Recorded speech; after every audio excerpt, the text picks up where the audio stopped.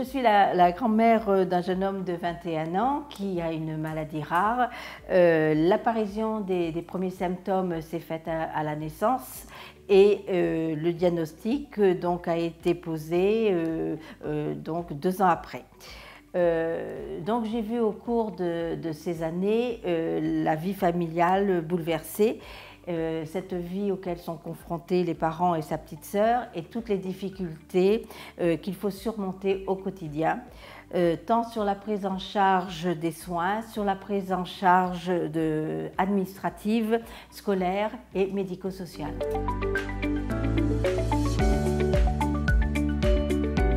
L'Alliance Maladies Rares, qui a été créée en 2000, est un collectif de plus de 230 associations membres et elle est la voix des malades de 3 millions de personnes en France. Et elle défend la cause des maladies rares auprès des décideurs, des pouvoirs publics, des professionnels de santé, institutionnels et aussi auprès du grand public.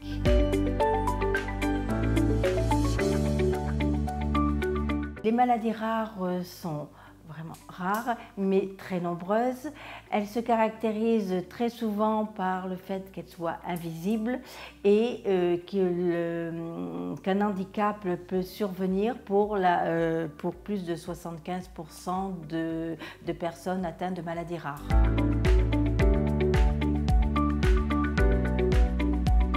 Alors, ce que je peux dire, c'est que si l'on n'est pas dépisté, si la personne n'est pas dépistée à la naissance, il faut savoir que la moitié des personnes concernées par les maladies rares, le diagnostic n'est pas précis.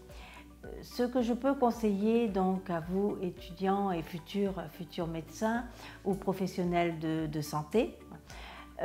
c'est déjà de pouvoir se mobiliser tous les acteurs dans le domaine de la santé, dans le domaine du paramédical, écouter les familles, se rapprocher des associations de maladies rares et pour essayer de s'unir et puis d'avancer dans la recherche du diagnostic. Pour vos futurs médecins et professionnels de santé, il faut savoir que lors des premières consultations ou lors des premiers échanges avec les familles ou les patients,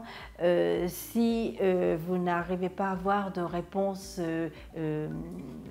clinique et sûre sur la pathologie de la personne, c'est de pouvoir passer la main à d'autres professionnels de santé, d'autres collègues qui vous sont proches, et puis avoir l'humilité de la question du doute et si c'était une maladie rare.